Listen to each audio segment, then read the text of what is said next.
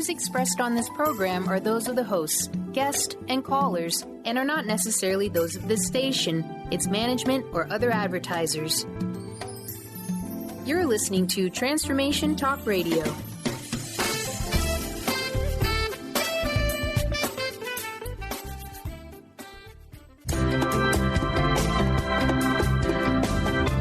Voices of Women is a talk radio show that gives voice to the personal stories of women. It will inspire women and enlighten men to follow their dreams and create positive changes in their lives. Whether the audience listens to best-selling authors or a layperson like themselves, they'll realize there are others with similar experiences and feelings to their own. This show will give women tools they can use every day, which will empower them to step out of their boxes and create the changes they desire in their life. Kris inspires women to find their voices, speak up, and become leaders of their own life. Everyone has their gifts to share with the world, and it's time for women to work together to bring honor and respect to the feminine voice, which is within all people, men and women. Topics include personal growth, spirituality, creativity, leadership, and divine feminine. Now here's your host, Kris Steinnes. Well, welcome to Voices of Women. I want to thank everyone for their donation of Women of Wisdom through the Give Big Seattle, which was this last Wednesday. We raised $5,500, and the giving is still continuing with donations you can make through our website at womenofwisdom.org.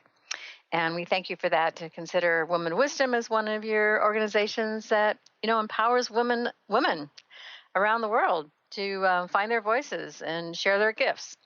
Well, my guest today is also doing the same thing as Lynn Singer. Lynn was born with a special voice and an ear for spoken language. For over 30 years, she has helped people find their voice. She taught acting, speech, and voice at Yale, NYU, the New School, Circle and the Square, the Actors and Directors Lab, the Jean Frankel Theater, and at the T. Schreiber Studio in New York City. She works with a wide range of clients, from Tony, Emmy, Golden Globe, Pulitzer Prize, and Fulbright winners, and also Fortune 500 companies and top business and management executives. Lynn was a well-known voice of radio and television commercials for 2 decades and has appeared off-Broadway on television and film. Lynn currently offers private and group acting, voice, and diction classes through her long-established VoiceWorks practice. In her more than 30 years of experience, Lynn has facilitated the Awakening of Creative Consciousne in her students. And she recently wrote Breaking Into Brilliance, an Awakening of Creative Consciousness. It's an online, multimedia, multisensorial experience of creative consciousness, and also will be coming out in a softcover book in just a few weeks. Documents her journey while simultaneously guiding others through theirs. So welcome, Lynn. Thank you. Well, that sounded like I did a lot, and I sounded a little like it's a lot to do still. So thank you very much for that intro. Yeah, it's amazing when we hear it spoken to us. Well, I want you to tell your story. So how did you find voice and passion, the passion to be an actor and to be, voice is an important thing of you, and being a teacher for others to find their voice? How did that come about for you? In a short story. I had an incident when I was 26 years old. I always had this voice, and people were always expecting that, more than I was expecting, that I'd be doing something with it. But I did have an incident with, I had some kind of psychotic incident or breakdown. I don't know what they would be calling it this day. Every few years it changes. But it opened me up to a greater understanding of the universe. And it also opened me up to whatever demons I had to look to and clean out, deal with. So the top open, the bottom open, and it was very scary. But I became a different person in that I could read things more clearly. I developed more sense of things. And the most powerful thing that happened during that time, besides having to kind of integrate new pieces of myself, was that within a few months I was in acting class. It was my heart's desire, and I had always been pushed and pulled by people to do it, but I hadn't done much of it. The power of it was frightening to me, and I was on stage suddenly. And that was extraordinary. And it really put me in touch with the core of my passion and the core of what I was here for, what I needed to do. I went into a very strong understanding of transformational work that I had to do on myself, art, that I had to take it very seriously, and communicating with others what I was learning and how to help them really negotiate it in themselves. Because I have found with most of my students, I've had thousands of students, and most of them, not all of them, but most of them have run away from that passion of their own, that core, the thing that they've come to the earth to do has been either too frightening to face, or when they did face it, then that was even too frightening. So, in a nutshell, that's what happened. Yeah, well, amazing story. So, and this book documents your journey. So, I'd love for you to share what there. I'm sure there was lessons even just in creating this book, more profound things that you learned about yourself. Well, yes, there was one very strong, profound thing that I could really write. I had been around writers my whole life. I had lived with a young poet, beautiful lyrical poet. I've known well-known writers, and no matter who told me I could write, I couldn't believe them. And this book came out of a dream. My dearest friend is in Tel Aviv, and she called one day and she said, I dreamt you published a book. It was a big book, and there was cartoons, and there was photos, and I had no idea what she was really talking about. And I actually went to Israel to see her and to sit down with her and talk to her about it, because she had been prophetic before about things, not just about me, but with other people. And we talked about it, and it was like, okay, I'm getting it. I'm getting what I might do with this. And it was a challenge because it meant writing. I've also done a lot of photography. I've done photography with the Greek government. So I had a lot of photos, and I had a lot of drawings that I had done for myself, and also in the different therapeutic situations I had been in. And I began just pasting down into a big art book. And I then was writing, and I was realizing, though I've written my whole life, I'd never taken it seriously. That piece that I was always teaching, another part of myself that I wasn't taking seriously. And I began to see that if I wrote in this fashion, in this way, of these, I call them attractions, they're not chapters, so to speak, and they are connected to my own growth and art and therapy and spirit, that if I challenged myself and I wrote in this way, it was really quite easy. It's kind of stream of consciousness writing that people tell me is very poetic. So that was a huge gift. And when I was at the keyboard, it would just come out of me. I didn't know what to do with it. One of my students who'd become a friend, who was a writer himself, and actually award-winning writer, I showed it to him, and I said, I don't know how to structure this. And he immediately saw the titles of the structure, the unconsciousness, the breakthrough, and onto the freedom, the last attraction. So I learned that I could write. It was amazing. Yeah, that's great. So, and you're kind of sharing it's a multidimensional book, and how did that come about? Because it's a journey of the senses, and there's so many aspects of it. I think unconsciously, I was saying to myself, and I wasn't aware of this, but I really had so much faith in my friend who had this dream, and she was an actress, and she still is an actress and dancer, choreography, and was very strong in her visions. And I let myself get guided as much as anywhere else or anything else I'd ever done by my unconsciousness, by my dream life, by my intuition. And I knew that I couldn't just do a book. It wasn't what was being asked. I intuited this. And I remember we have a roof garden in my building, and I remember sitting with one of my friends there saying, there's something else that I know is needed here to make this alive. I need to probably voice it. That was the first thing I recognized. Of course, I've done all these voiceovers, and people are always interested in my voice, and that's going to sell the book. So, and I remember her saying, well, what else can we do? What else should you put in there? And we both thought of videos. Okay, video should go in there. And then I thought, well, maybe it won't be able to hold videos. I wanted to put everything in. It was like the kitchen sink was going to go in. Anything that anybody wanted to use to spur their own creativity, because the subtitle is An Awakening of Creative Consciousness, that we are just vastly creative beings. So that began a whole other thing, thinking about video. And what video turned into was animation.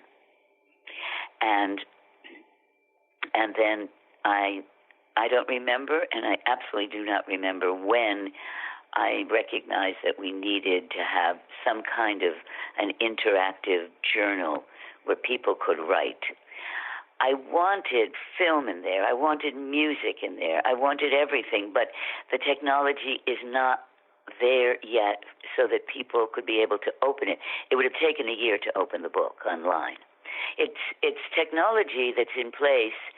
Some of it, I think, is in place with children's stories, or certainly what I found out what I was doing was in children's books, but it doesn't seem like it's been done before, or there hasn't been many of them for adults, that it's interactive and it's voiced and it's animated. Mm-hmm. Yeah, that's the brilliance of it too. It's you're talking about breaking into brilliance, but it's wonderful to have that multi-dimension aspect of it, and we're going to get more. All the senses, right? All the senses get all the activated. senses. Yeah. So when we come back, I want to have you share more. What are the tools? Because you in this, you put a lot of tools that help people examine their lives, and we'll get into this when we come back from our little short commercial break.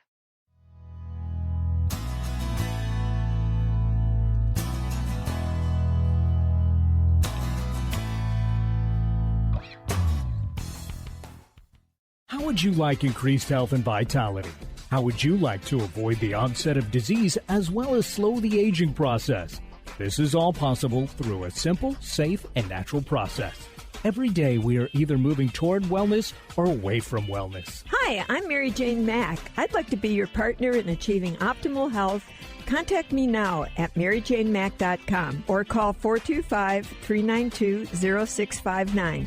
Visit maryjanemack.com.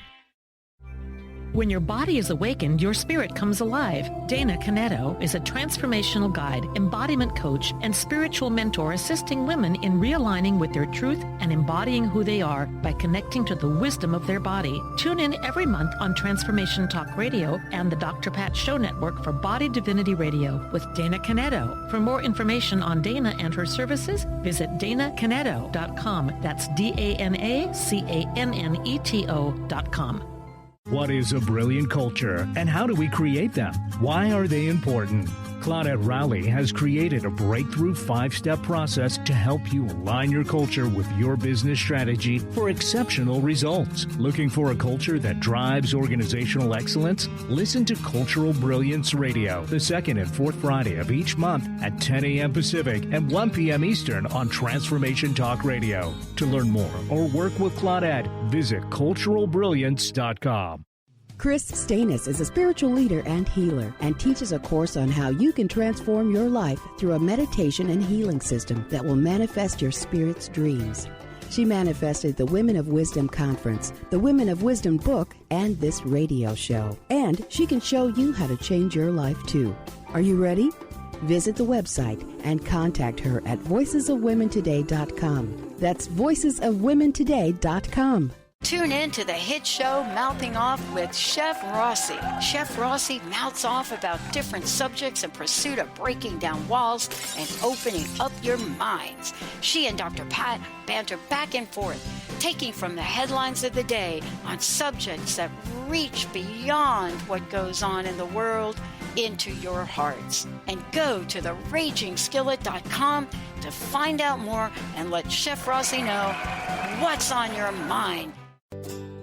Treat the body and expand the soul on June 1st with Lynn Brown. Imagine 3 days in a hand-built log home nestled in the Cascade Mountain. Activate the collaboration between the body and spirit and allow the accelerated connection as one of the most powerful ways to light up your cells, honor the body's needs in this all-inclusive event. Visit lynnmbrown.com or call 206-931-7356.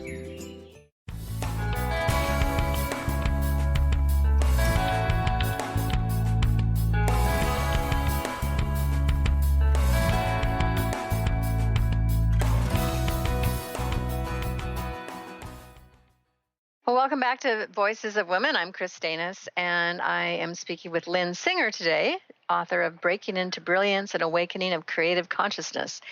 And Lynn, your whole book is a creative consciousness project that you did, and I said we'll come back. I want you to share, some of the tools that you use in the book to help people examine their lives. Like you said, there's a handbook. So actually, what's really interesting in this online book, you can actually, it doesn't look like it, but you actually write. You have people write things, and you can just write in it, and then save it and print it too. Right. Yes, because the book is a subscription. And you can see it. They can see a trailer. The audience can see a trailer of it. BreakingIntoBrilliance.com is where the book is for sale, and there's a 1-minute trailer. Because it's subscription, you have a lifetime work with it. It's always there for you, and you can write in it and answer whatever questions or whatever that I've put out and whatever thoughts come up to you. You can also take out my visual and put in your own. I wanted to have, music in there, everything and anything that people wanted to bring in, but it would have been too heavy. I think links can go in as well now too, certain links, for poems or other kind of writings. And you can also bring them in. It's very exciting, actually. I've had some people. We've already had people work with it, and it's really very exciting. Mm-hmm. And I love the animation. Like, you don't realize sometimes all of a sudden you're seeing a picture and go, wait a minute, that bird just moved. And it's kind of surprising, or there was an ocean wave moving, or I forget them all, but there was these little very subtle movements in the graphics in the pictures that you put in. Mm-hmm. So that's fun. And I was wanting that to just, the more sensorial things that can be with us when we are looking to change and to look to ourselves for new ways of being, the more, certain people are sensorial, certain people hear, certain people see, everything is different. Everyone is different. And I wanted to have enough in there that would enhance and excite those senses that everybody needs to, that would inform new ways of being. Mm-hmm. Well, you just answered my next question, because of how you bring senses to it, and they're very important to you. One of the other things is you really work with people exploring changing their thoughts, changing thoughts to create your reality. And so let's talk about that. How you feel about that, and what you have in the book about that. Well, I've done a lot of work with the divine feminine, which you are doing, in your work, bringing in the information about the divine feminine, which is the creative side, the right side of the brain.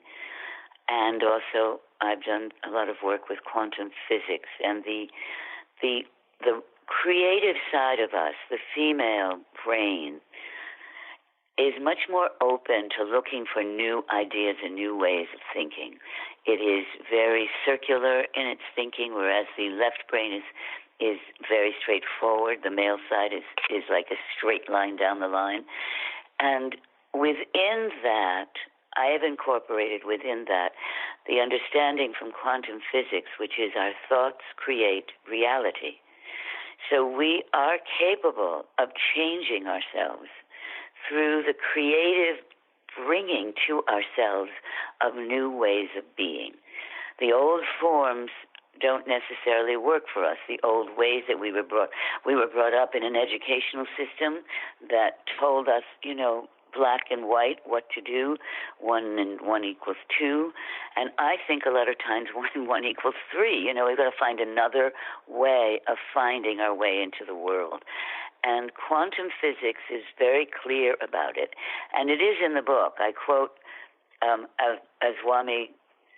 Aswami, who's a physicist, that atoms are just possibilities. Nothing is actually written in stone until we write it in stone. And bringing in new ways in that way is very powerful. Like in the book, to be writing down new ideas that you have for how you want your life to be, making that three-dimensional reality of putting it down on paper is very, very important. So creating it, thinking it, visualizing it, and writing it is a way in which to bring new ways to ourselves. I had a great fortunate ability and a moment in that I taught myself this. I was in a very important, I was not an important class, but I was working with a teacher who was considered very important for acting. And I was so nervous about working with her that in the very first time I had to put up a scene, I went to a little window in the studio that we were working in, and I saw the scene go twice before I ever had to get into the room to put it up. And and it was so clear to me. I saw all the mistakes that we possibly could make. I was remaking it. I just saw it go perfectly. And when we got to do it, it was beautiful. And I had no notes. I had to actually bring to the teacher, well, what about that moment? I wasn't totally secure in that moment. And so it works. Visualization works. You have to feel it. You can't just think it. You have to feel it. You have to bring in that being to yourself. Mm-hmm. And that was a very exciting moment. Very exciting moment. Well, one of the things that you did in the book around that is you have a picture of a whole bunch of rocks, and one of your statements is the rocks of guilt, anger, and fear in our minds can be removed. Visualize these rocks dissolving. And in the picture, it's one of your movement pieces. You see them dissolve. Mm-hmm. So it's a real visual of like, oh yeah, mm-hmm. and you write, what turns into sand, so we can look at it. And partly when you talk about it is visualizing, but also it's releasing the old beliefs and ideas. And that's hard to do, Yeah. We have to really, when they come up, when we start saying, oh yeah, okay, I don't want to see him, and I don't want to see her, and I don't want to do that. It's like there's the moment of consciousness is to question yourself. Like, that's the way you used to do it. Do you want to continue to do it that way? And it's a very powerful thing to do. And it takes a lot of consciousness. It takes a lot of understanding of who we are and looking at ourselves without judgment and without a lot of criticism, but just say, oh, you've walked that path already. Do you really want to do it again? And it's amazing what can change when you begin to ask those questions of yourself. Yeah, you talk about to look at your own story objectively, to recognize the patterns, and these patterns usually come from our childhood, our stories, right. and then we continue that cycle until we really deal with that core issue that created the pattern. Whether it's response to our parents or our siblings, or how people talk to us, and so that's that aspect of that of releasing those patterns, and that hard look at yourself. The hard look is hard. The hard look is hard, and it also means that you have to question, again, without judgment, where you came from. A lot of people just say, well, I'm going to the next world, or I'm going to Europe, and I'm never coming back. I'm never seeing anybody again. That's my only way of dealing with it. I don't think that makes that's the best choice, you know. You have to know what you got from the situation, what you learned from a situation that might have been really terrible, and you might have learned something from it, and then have a different response to it. And it's hard to do that when there are situations that are really grim. But I think that it's necessary. Yeah, and what you're talking about is that desire to run away and not, you know, but that's, if you move to Europe, sounds romantic, sounds great, but your problems and your patterns are going to follow you. You go with it. You go right with it, right? Exactly. Yes. Yeah. Well, one of the things that you ask people to do is to write about living things that inspire them, such as plants, animals, humans. What was your greatest inspiration, or who? Well, I've had a lot. I've had some very strong artists around me. And when I was young, when I was very, very young, films were the most inspiring thing to me, and dancing.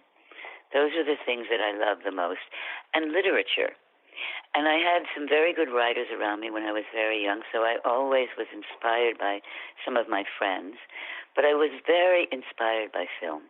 And I've studied literature, film, and theater in college, and it was a very exciting time because the San Francisco Film Festivals were always on every year, and we would be meeting people, and we would be the ushers, and we would meet the actors, and we'd meet the directors, and there was always people in front of me my whole life, from the time I was very young, who were doing things that were very strong. It wasn't necessarily in my family, but it was in my friends, and it was in where I grew up. There was some strength that I could look to. I remember when I think I was 11 years old, and Thornton Wilder lived nearby, who was a great writer, won a Pulitzer, and he had been in Hollywood for a while, but mostly he was known for his stage plays. And we were putting up one of his plays in my junior high school, and there was this old, sad man sitting in the back of the house. And I remember walking out to go somewhere, and I was so aware that I was in the presence of somebody so special. I couldn't speak to him. I was so nervous, but I was so heightened by his presence and knowing that this man had come to see our little play. And what did that mean? And I was aware of this when I was like 10 years old, 11 years old. So there was always this kind of inspiration going on around me. Yeah, that's great. Well, I'm sorry I have to interrupt because we have to go to break again. But here we go. Yeah, but a great story, and you had so many role models around you. Well, stay tuned. We'll come back and talk more with Lynn Singer.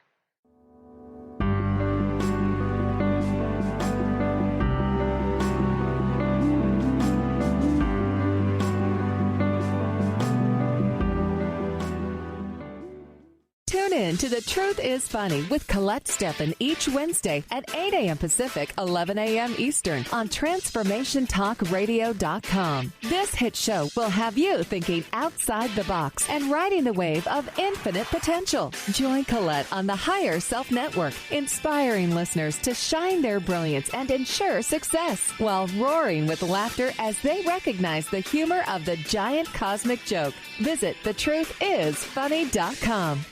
On the cutting edge of the new mainstream, Christine Upchurch is passionate about bringing together science, psychology, and spirituality in a way that can be applied to our everyday lives for true transformation. The Christine Upchurch Show, stellar conversations to illuminate your journey, engages some of the most outstanding visionaries on the planet in lively dialogue to inspire you to become that bright light you're meant to be. Join Christine every Friday at 11 a.m. Pacific Time on KKNW, AM 1150, and Transformation Talk Radio. Hey, did you know why they call the foundation the foundation? It's called the foundation because it completely eliminates your foundation for what you thought your reality was and creates a whole new space where you can have an entirely new reality that is foundationless. So from my point of view, they should call it the unfoundation. or the foundationlessness. Either way, there's a big new global rewrite happening again because these guys cannot stop changing. There should be like a Change Anonymous that Gary and Dane go to. And it's happening April 28th to May 1st. You can find out about it at accessconsciousness.com/global foundation. It's happening in Paris. Go to Paris or do it online or find a pod near you. These are all the options you have. And what else is possible?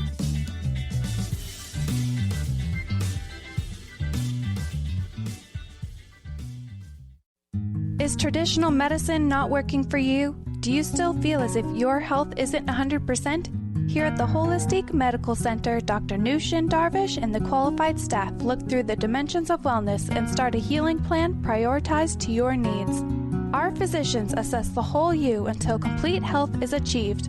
Get the help you need by visiting drdarvish.com or call 425-451-0404. Are you looking for the perfect setting for your next workshop or retreat? At Spirit Fire Meditative Retreat Center, cultivating consciousness is what we do best. Our guests count on us to create an atmosphere that supports serenity and well-being. We lead from the heart and create space for the mind. Freshly prepared meals designed with local and organic ingredients, 95 acres of beautiful woods and pastures, and a facility built with green in mind. This is what you'll find at Spirit Fire. For more information, visit spiritfireretreatcenter.com.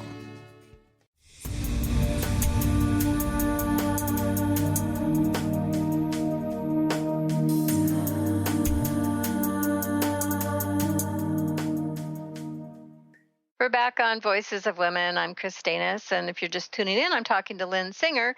She's the author of an online experiential book, Breaking Into Brilliance, an Awakening of Creative Consciousness. It'll also be coming out in a few weeks in a softcover. Give your website again, Lynn, where people can sign up to be part of this book, online book. It's breakingintobrilliance.com. And they can buy the book, and they can also see the products for teaching. I work in workshops. I'm doing free webinars. There's gifts. If you give me your email, and there are gifts. And I also will be doing in-person workshops as well. 2-day workshops of Breaking Into Brilliance. And I'm developing an online course of Breaking Into Brilliance. Yeah, that's great. breakingintobrilliance.com. It's a teaching tool. The book is a teaching tool. I've been teaching my whole life. I mean, transformation, art, and communication is what I've done my whole life. And, that's where the book is going to take us, into new ways, new avenues. That's what I've written it for, to help wake up a creative consciousness. Well, I want you to talk about that because, what does it mean? It's something that you've talked about, to become a fully conscious human being. It's something we work our whole lives for. But how does one begin that process? Well, for becoming a fully conscious, I'm working on being a creative conscious human being. And how do we begin that process, I think, is getting to know ourselves very well. But first I want to back that thought up, saying that we are all vastly creative beings. And most of us don't recognize that. We think that creativity means art. But the word creativity and the word art really are two different things. An artist has to have their creativity, but creative beings don't necessarily make art. They just create their life. I mean, we are the David. We are, the David that we're creating. So every single moment is a creation. And every single thing we have in our apartments, outside of us, what we wear, everything is a part of what we are creating to be in our life. The quantum physicists are telling us that nothing is written in stone, that nothing actually has the weight we think it has, that possibly everything we're in is a hologram that we are creating. So these are amazing ideas to me. It's like the Aborigines in Australia believe that we are in dream time. that we are truly creating it like a dream. What we are living in, we're creating a dream. And I think that's a pretty amazing way of thinking about things, because I know for myself it helps me to be more conscious of what I do with my choices. If I'm creating my life and I'm creating everything around me that's here, it's in my consciousness, then I have the power of making all these kind of choices. And I have the power of looking at where I've come from in a whole new way and where I'm going in a whole new way. And that's, for me, a creative consciousness. And it leads to helping us become fully conscious from human beings. I don't know if we ever become a fully conscious human being before we leave the planet. But that's a whole other, I think that's a whole other conversation. Well, you mentioned dreams, and in the book you share a lot of your dreams, and also, how important they are to have a deeper connection to the self. What does that tell us about our true nature? I think dreams are incredible. I think that it's the subconscious material talking to us. How do we dream? What is a dream, and how did this begin? I mean, did it begin in some year in our evolution? It's just extraordinary to me that we have these little films every night. We don't always remember them, and we can train ourselves to remember them. And I think they are an awakening. They are something that is a call to action.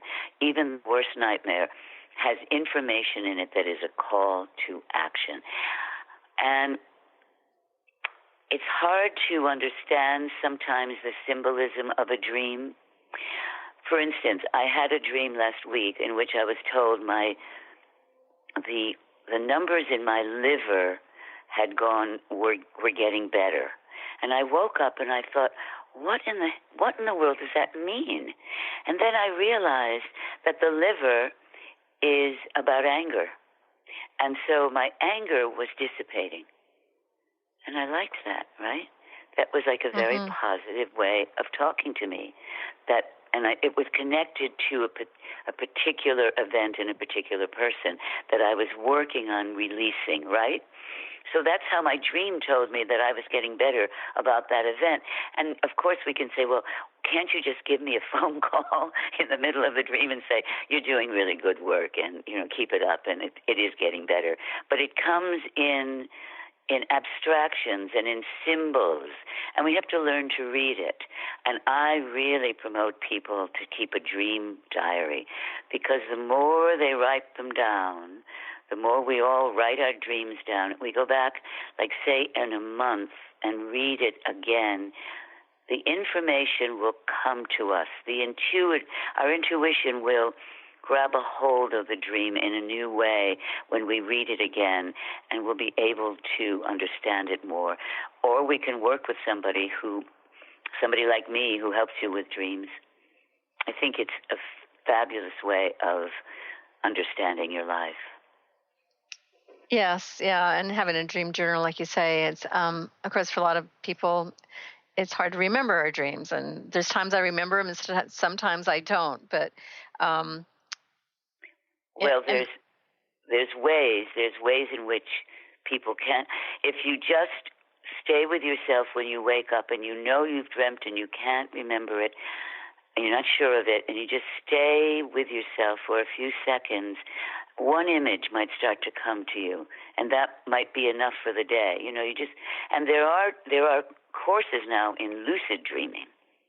I've only had a couple of lucid dreams. One actually starts breaking into brilliance.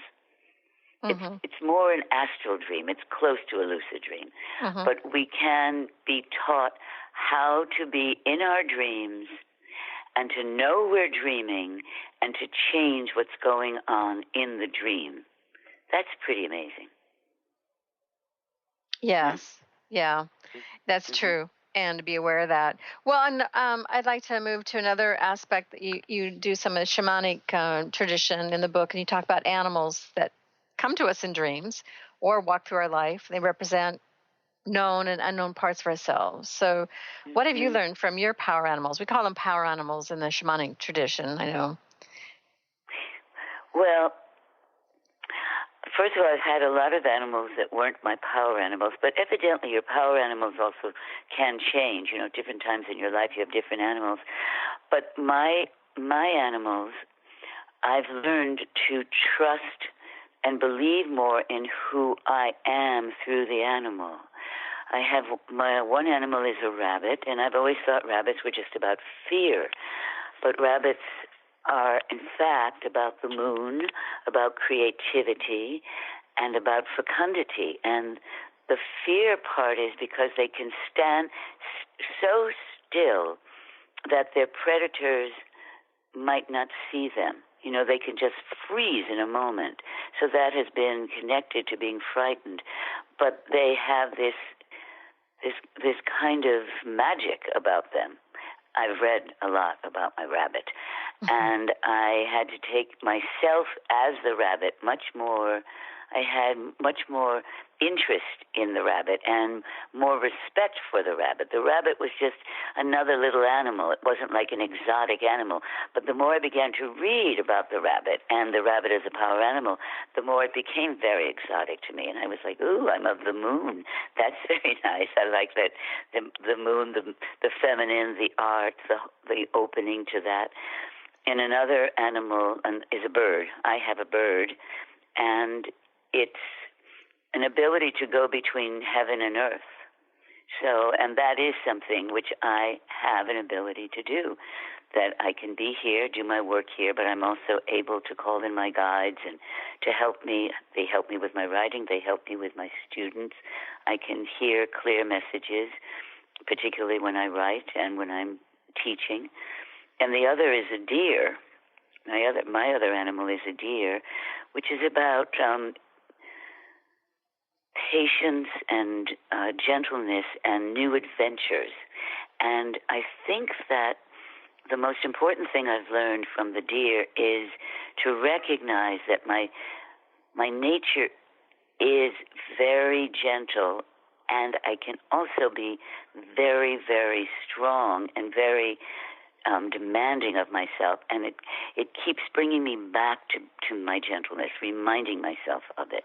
And recently, in visualizations, I have seen an enormous cobra behind me with its head over my head, and this is about transformation. A snake is always about transformation. Mm-hmm. Well, you shared a lot of things about yourself, so you know the audience can get the idea of what you learned. Sometimes we sort of reject an animal that comes to us. Someone might get I know someone who's got a mosquito, or you get a rat or a bat, right. and yet there's something to learn from all of them. Well, we have to take another break, and we'll come back and talk more with Lynn Singer.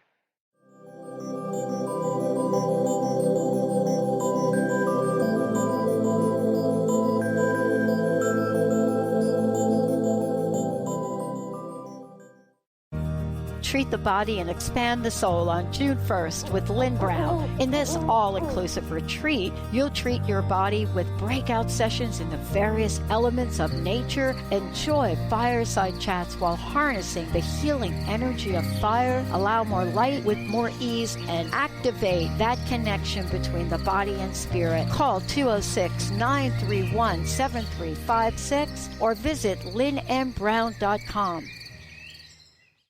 Brand consultant Jen Morgan is here with Radically Distinct Radio to help you take control of your future and maximize your brand's power to produce results. Whether you're an individual trying to reinvent yourself and launch a new venture, or you're an executive trying to reposition your company to modernize your sales and marketing programs, Jen Morgan and the RAD Method empower you to play to your strengths and show up in the world as your most powerful brand. To learn more, go to jenmorgan.com, that's Jen with 2 N's, Morgan.com, or call 206-972-5366.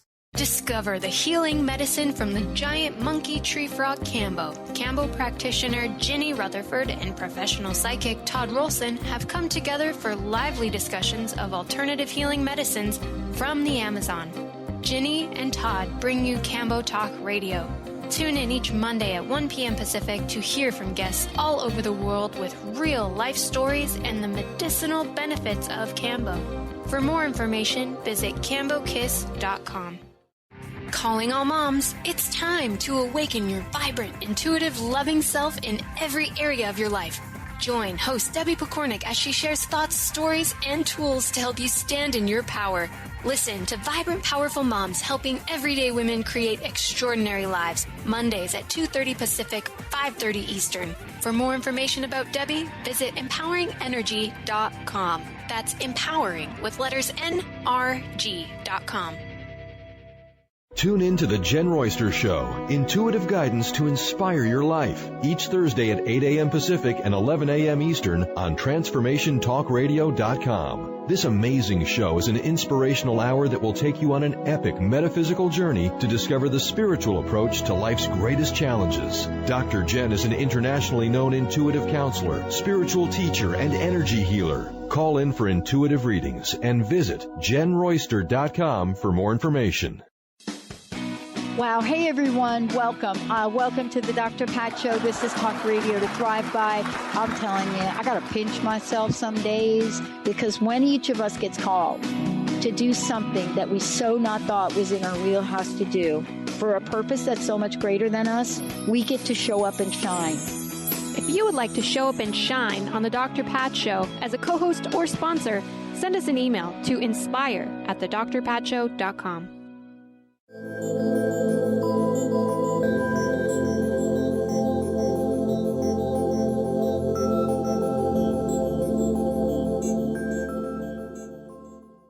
We're back on Voices of Women. I'm Kris Steinnes, and we're talking about breaking into brilliance and awakening of creative consciousness with the author Lynn Singer.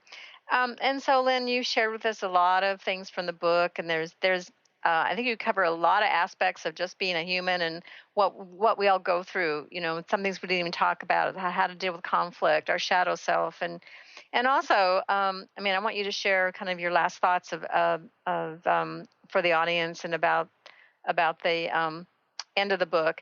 But one of the things that I want to share that you stated in the book is forgiveness is a turning point. We hold the anguish of our non-forgiving self, begin with compassion.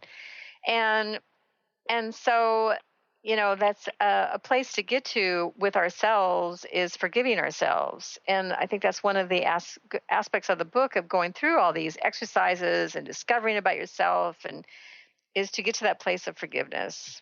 Mm-hmm. Mm-hmm. I forgive myself totally is in the book. It's green, it's big, and there's a whole attraction. I call the chapters attractions that moves into this. And I think forgiving ourselves is absolutely key to everything. That once we start, and it's hard, and we can say it. It's like we can say the talk and we can't walk the walk, you know. But if we can say it enough, and we can start to loosen the hold that we have on ourselves, that the society has brought to us. I mean, our society here is very puritanical, and it's moving out of that. But it's all of us have been brought up, you know, drinking that kind of Kool-Aid. And if we start moving out of the guilt through a deep forgiveness of self, taking our hearts to ourselves as well as to others, we have to start by loving ourselves before we can really love the world and love everything else in the world. And I really wanted, and I wasn't even aware of this when I was doing it. I realized it after I finished, that I had a struggle that was very strong, and I'm glad I'm very strong because I was able to do it. And moving through my struggle, I had many teachers who were quite judgmental, and from the old, what I think of as the old school, like some of the teachers I had when I was in grammar school and high school, who were very strict, and they were very excellent in that old way, but everything was fear-based. And I knew that I wanted this book to be in joy and in creativity. That is the awakening of creative consciousness, is awakening who we really are and how we can bring ourselves to ourselves through our own vast creativity, and to begin to think differently about who we are, and to learn to give ourselves some happiness through this. So forgiving ourselves and owning what we do, what we did, what might have made us unhappy, and how we made others unhappy, we have to look at it in a different way. We have to really look at it with more gentle eyes and come out of it in a new way, so that we can go forward into happiness, and more forward with our creativity into a new way of being. Forgiving ourselves is absolutely key. Thank you for bringing that up.